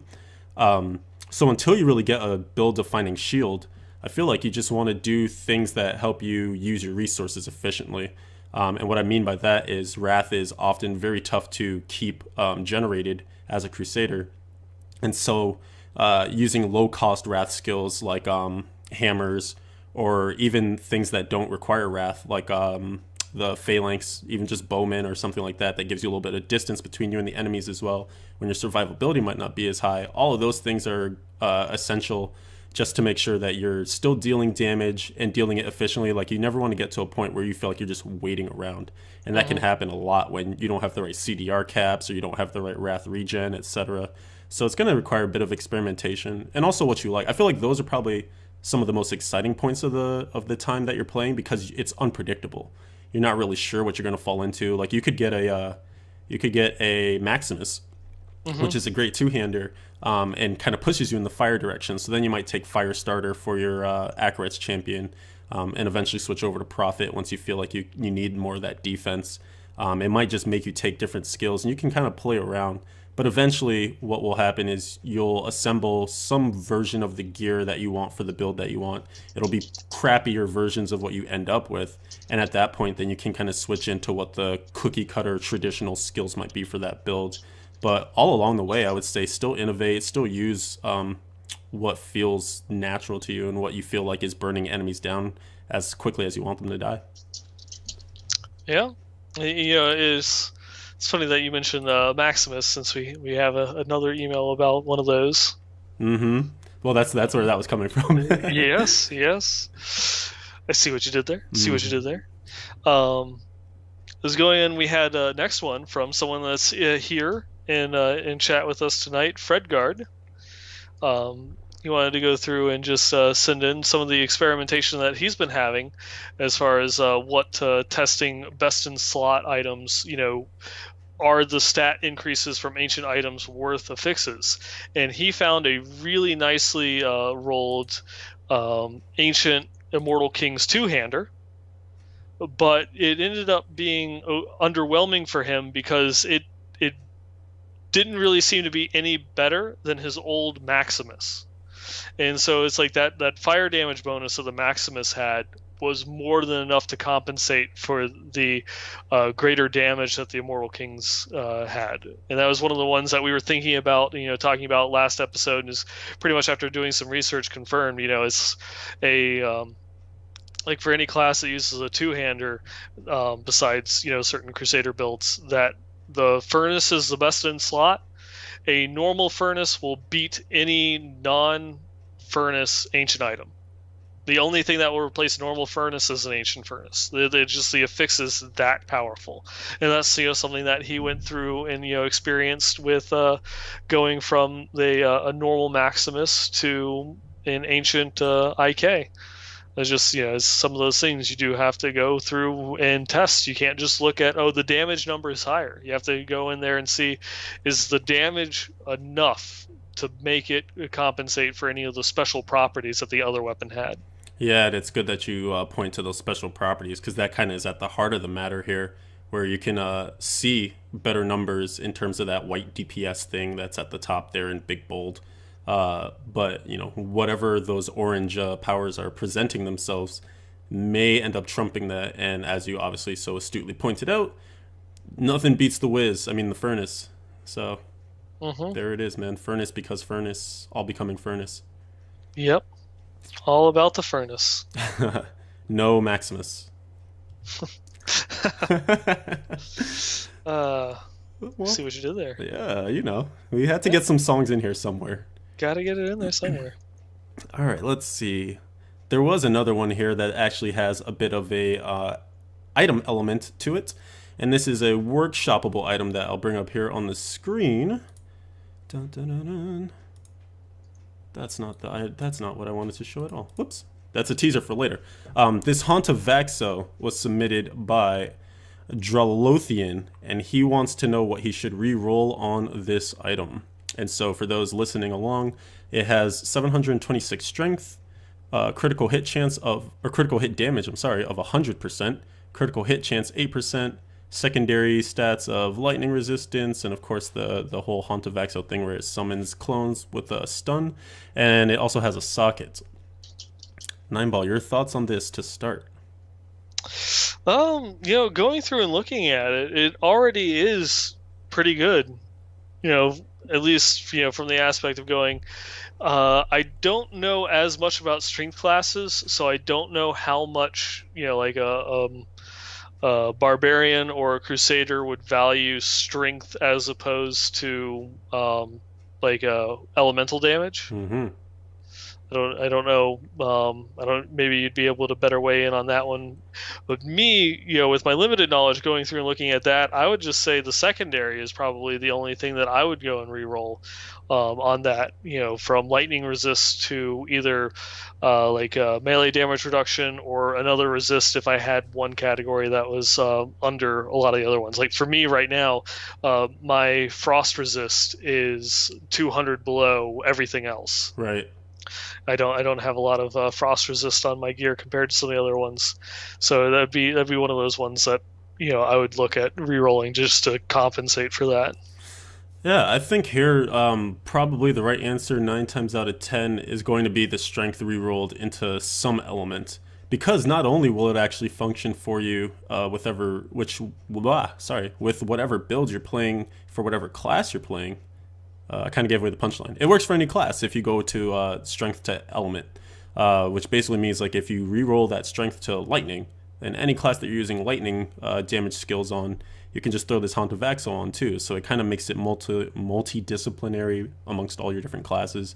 But in terms of like Crusaders, We usually don't have a lot of things that give you stun to proc, unless you're using I want to say Electrify as a rune on Zeal, Hmm. and of course if you're using the Stampede build. Actually, I shouldn't even say of course. I'm not sure that it has a stun in there. I Obviously, I thought it mean, was just a knockback. I think it is just knockback, but it might actually no. I think it does have stun too. You can see how much Stampede I play. It's all about the condemn. In any case, I think also that Barbs would benefit from this too. I do believe they have stun in their Raycore, maybe. Oh, so bad right now. But yeah, I think the answer here is strength into elemental, and then it gives you some versatility here for all your different builds. Hmm. And we're back. All right. Let's see. We have another one from the EU over here. Sup, fellas? Felix from Germany wanted to write in and said that he's been following our. He hasn't been following our podcast for very long, but he's loving it, and that he's been playing Diablo since he was 10 years old and started with Diablo 1, and that shows for great parenting, right? And so that he's been addicted to the game and he's been playing it on and off again for about 12 years now. He was sad to see Archon go, but he's wondering if we were looking for someone to take his place in the long run because he felt that three voices on the show had kind of covered all of our bases. It kind of fit perfectly. Hmm. Yeah, this is something that we were discussing at the end of after the after show last week, Hmm. and we thought we would put it to the people to kind of chime in and see if they thought it'd be good to go back to three people. We've been talking about it ourselves too, and having a couple of people in mind, thinking that it might be nice to go back to three. But I think we'll base it upon kind of the feel of the community and also the feeling amongst ourselves. Because there's also, it's always nice to have voices, but there's also something to be said for the chemistry. I felt like it worked really nicely just because we all had a rapport with each other between you, me, and Hmm. Archon. Essentially, or not essentially, but also having met all at the launch event too, kind of helped to gel things a little bit more. So I think there's a few things to consider, but Yep. yeah. It is something that we are discussing and working on. Now I sound like the developers. We talk about it, we've been discussing. There have been conversations that have taken place. Um, Get a girl. That's an interesting thought too. there we go. Some Uh, female voices. Yeah, so yeah, we'll definitely continue to suss it out and figure out what's best for this show going forward. mhm. Then they also wanted to go through and show off some items. I don't know if these you were any of these ones that you were including in the items of the week. Two of them made it. Okay, so we'll get back to those in a little bit. But he also did attach a whole bunch of items in that email. Hmm.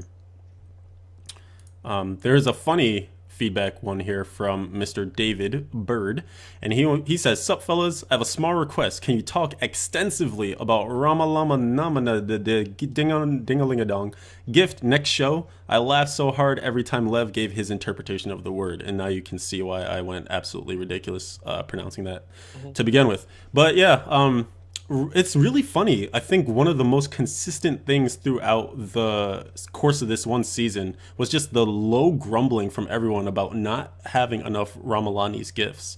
And I'm wondering if those even received any buffs, like, when they made the rarest items no longer as rare. I wonder if Hmm. Ramalani's got touched up with that too. Because I know a few people that have said they found a few in the last couple of weeks. But then again, that could just be RNG. You're not entirely sure if that is a boosted rate, but it just seems people are still always just needing more. And of course, with ancient weapons coming in, that's going to put a bit of a hyper focus on wanting that extra socket there. Yep. So I think that the gift should be expanded to apply to any item that can roll a socket. really, Yeah. dude, that's going to be next level. That's got to be like season 4, man, where we need to Yeah, really shake it up. it's just one of those ones is they finally went and acknowledged that the socket is mandatory for weapons, Hmm. and so they went through and they added something into the game to allow it to get that socket onto it without taking away from any of the other fixes. You still have to play, you still have to grind for it, but that doesn't change anything else. It still is mandatory for both pants and chest because you can get more stats out of the sockets than you can out of something rolling on it. And then for the rings and amulets, legendary gems is going to blow out anything else that you can get out of the water, and so they are all now mandatory as well. So it's just I think it's tough to argue it's for when you consider jewelry, just because I think one of the big things it does is it forces you to take one of those, because jewelry just has the most potential for some of the craziest damage affixes and stats there. yep, So it does kind of force you to say, all right, I'm going to take a socket, which of course is super powerful because the legendary gems just have like infinite potential when you really think about it. But I like that it makes you say, okay, I'm not going to be able to get CDR on this item. I have to make it up somewhere else. Or I'm not going to be able to get crit chance here. Can I survive with 44% versus 50%? When you make it possible to get sockets on everything just by Rama Lama, Hamanama Ramble Brambling, then you phenomena. then you get to the point where you definitely are introducing power creep, like for sure. But you're also taking away some of the decision making part of it. So Mm-hmm. I don't know. I think it probably will happen eventually, even if they have to introduce a different kind of gift. Maybe they introduce an 8 ball, magic 8 ball that you use Mm-hmm. on your jewelry. Yeah, yeah. But yeah, we'll Could, see. yep, could be a magic 9 ball. 9, never happening. 9. It's just a thought, just an idea. Throwing it out there. There it is. Throwing it out there. All right. Were there any others that we wanted to cover here? There was another one that we did get that from Mark. I know that he put a lot of time into like the thought of trying to bring back a form of auction house, and that it wouldn't be like something that would be open and viewable, but would just like maybe kind of like to condense down. It's you could go to a merchant and put your item in there, and then you don't really have control of it, of of who can see it and who can't. And but randomly when you go up to a merchant, you might see an item being sold from another player that you could go through and purchase, and that way it still would allow trade to facilitate, so that way someone that has resources but not the item could eventually find what it is that they're looking for, and someone that has a plethora of items but wants to get more gold or something could you know exchange it, something like that. It's really interesting. I believe they have a forum post up on the official forums, and it's something that I've been considering since going and reading it. Maybe going and putting something up on BlizzPro about it, because it's a very interesting idea, pretty well thought out, um, and it's got a lot of feedback in it. Mm-hmm. Definitely a lot of time and effort and thought put into it. So it's definitely good to highlight it here. And it would be cool to Hmm. put a little highlight on the site as well. Um, I just, I don't know. I feel like I always have a tough time looking at trading without bias because it's something that I either have had little interest in when it was available in D3 or have felt that if it came back, it would not be a good feeling in terms of just. I don't know. I always just feel like trading is at odds with the rate of progression that the game itself peters out and what makes accomplishments sort of worth it in terms of being able to gear your own characters. Because already, when you think about, let's say you have a really popular streamer, you're playing hardcore, and one of the hardest parts of hardcore is that if you die, you have to reassemble your items.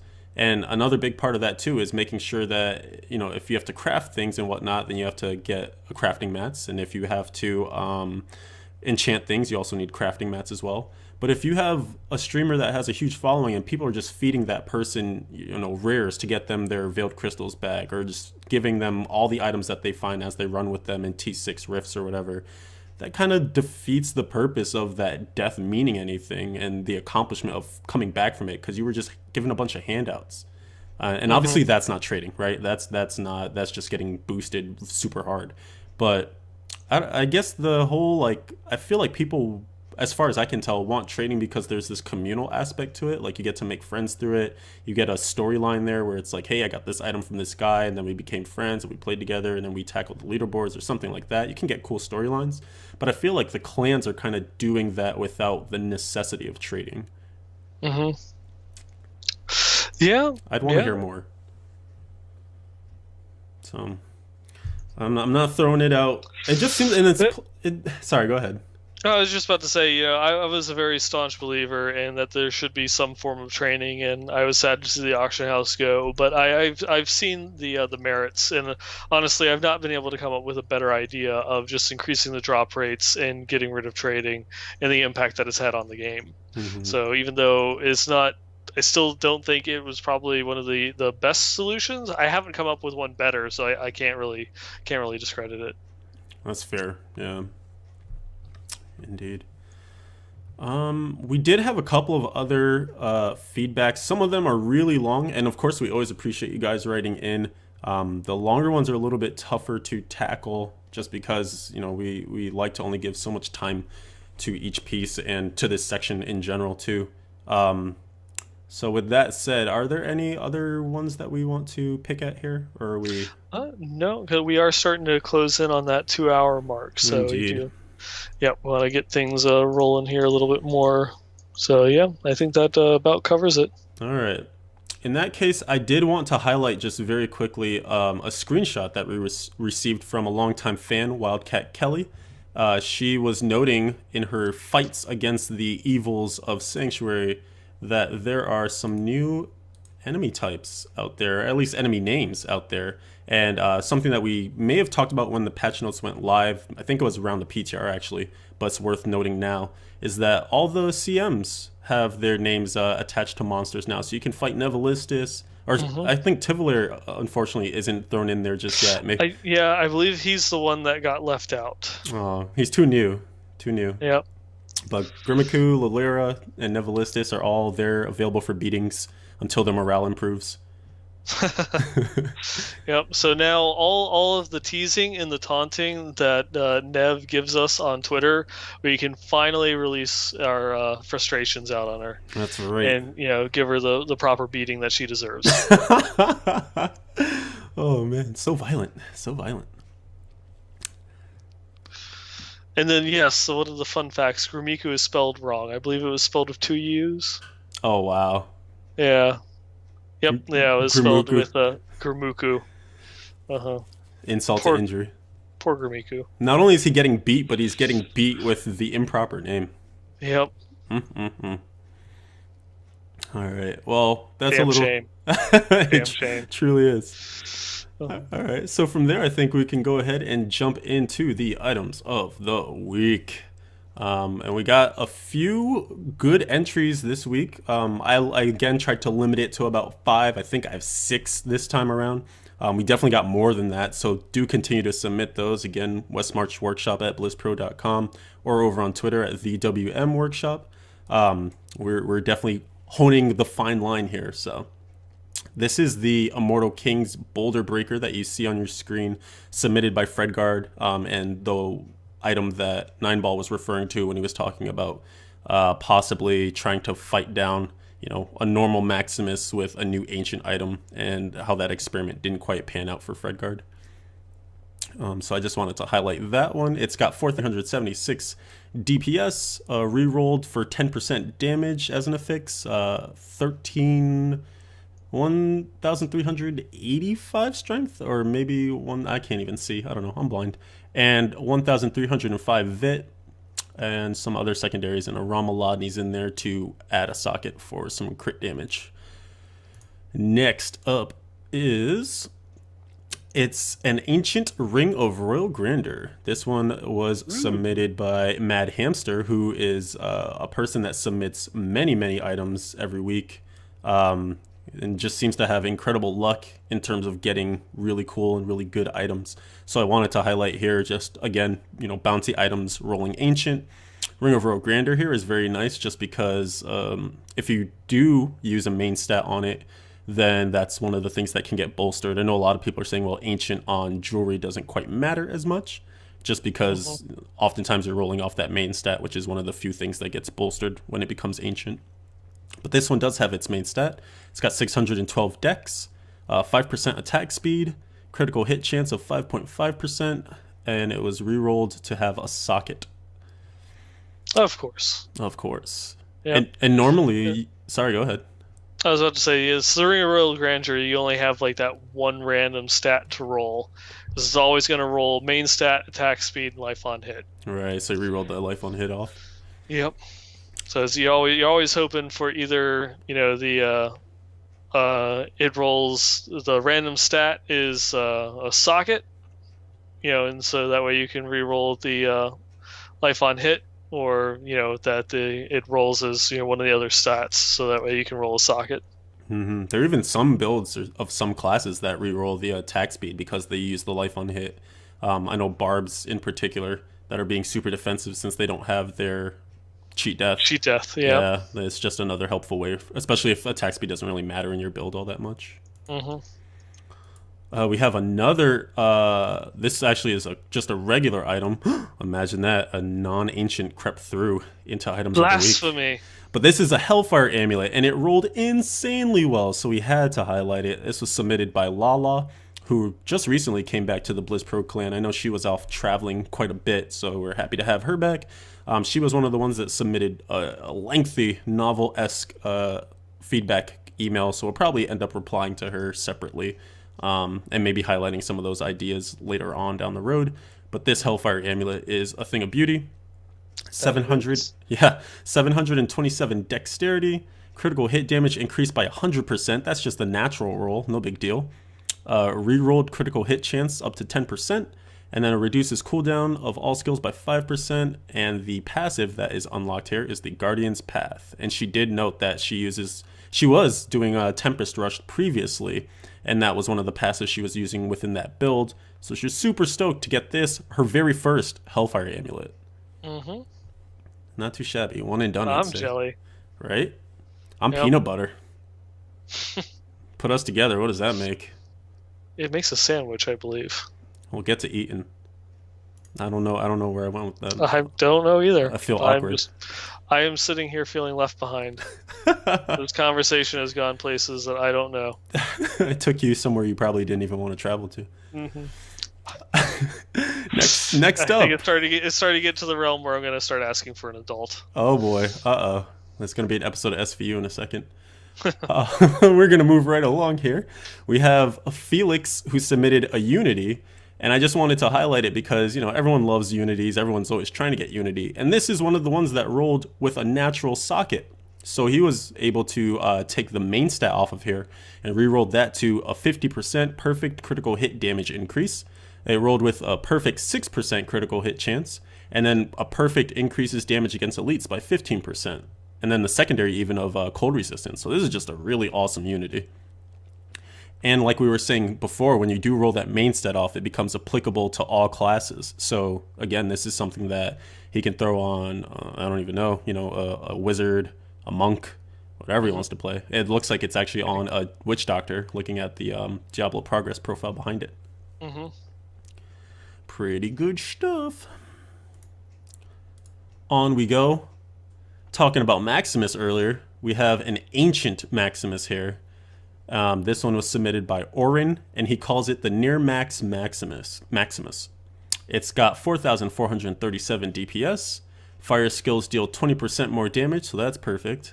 He rerolled a fix to 10% damage, so that's perfect as well. And it has 1,428 strength, which the max is 1,465, so almost perfect. And then to even make matters better, the secondary is a 4.9% chance to stun on hit, where the max there is 5.1%. So this is really just almost there with everything. Yeah, not bad. Fredgard is sad in chat. Sad Fredgard because sad. Need that Maximus in my life. Yeah, this is a thing of beauty. Of course, it was Ramadanged to have a socket on there. Hmm. Because of course. Because all the best ones are. Indeed. We wouldn't highlight them if they weren't. And I believe this last one will round us out. I had to save the best for last. It is an Ancient Furnace. kind of the holy grail that we were talking about before. This Oh, this was submitted by Felix, but it actually belongs to his friend Kroger. And the story behind this is that Kroger was using all of his blood shards to get two-handed weapons even before patch 2.1.2 came out. It was desperately trying to find a furnace, just going and going and going. And then it wasn't until 2.1.2 dropped that this thing rolled into his inventory from Gambles on Kadala, and it is a truly, truly beautiful thing. 4,303 DPS, 10% damage on there, 1,249 intelligence, 1,451 vit, Ramadama, Hangananga, Labadaba on there for a socket, and I don't see anything re-rolled here, so this kit still has yeah, potential to just do other stuff. yeah. That is the one thing I don't know. Because they are a normal character, weren't they? Not hardcore? I believe so. I Yeah, believe so so. depending upon the rest of their gear, the vitality might go for, um, say cooldown Cooldown reduction reduction, yeah. or or attack speed. They're a Jade build, so probably cooldown reduction All if right. they haven't met that kind of like that sweet spot. Mm-hmm.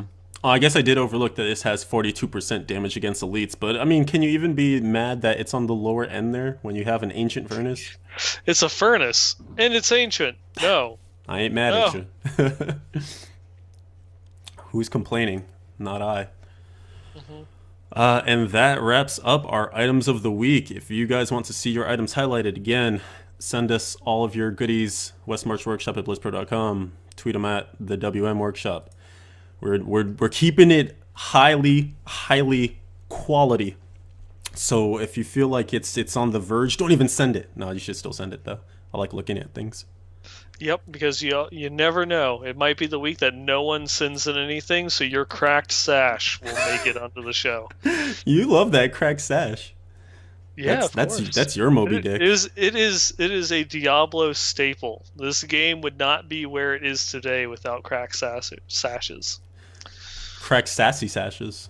Sassy sashes. Indeed. Say that 5 times fast.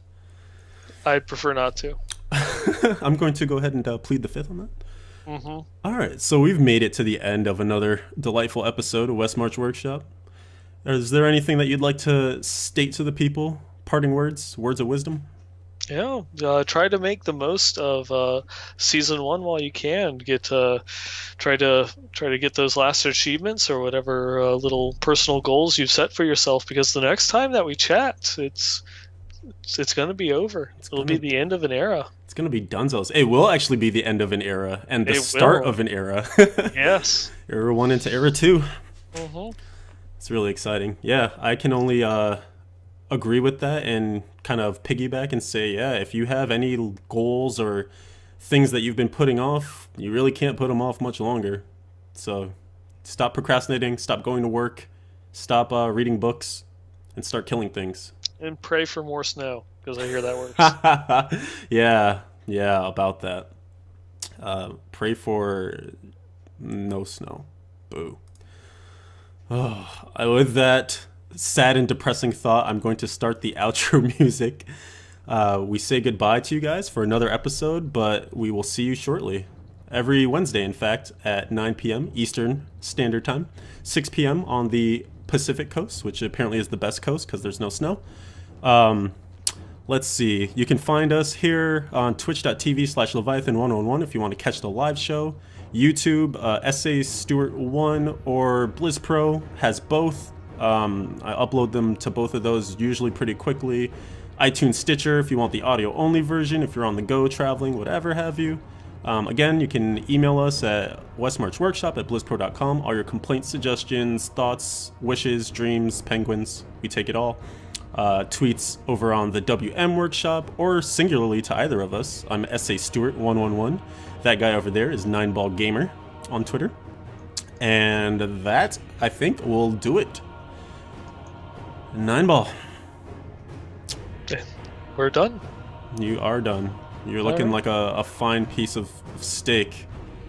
Rare, bloody, and delicious. I definitely need an adult. It's the final countdown, people. Get it done.